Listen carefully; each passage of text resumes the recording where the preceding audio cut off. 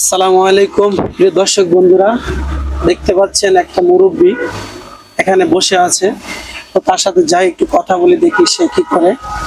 আসতে থাকুন আমাদের সাথে। দেখি দর্শক বন্ধুরা, আসসালামু আলাইকুম, ভালো আছেন আঙ্কেল?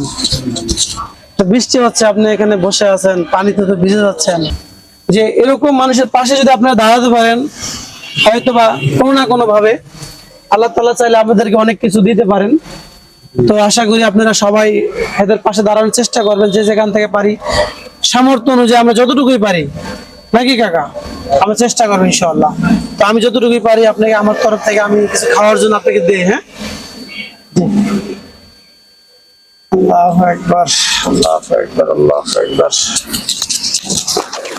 বেশি কিছু করতে পারলাম না, এই সামান্য একটু উপহার আমার তরফ থেকে, ঠিক আছে? এটা আপনি আল্লাহ তুমি জন্মন বলো না, আল্লাহ তুমি আরো বাবা। এখন সে আসলে আবেগে কেঁদে দিচ্ছে, কেঁদে ফেলছে আসলে।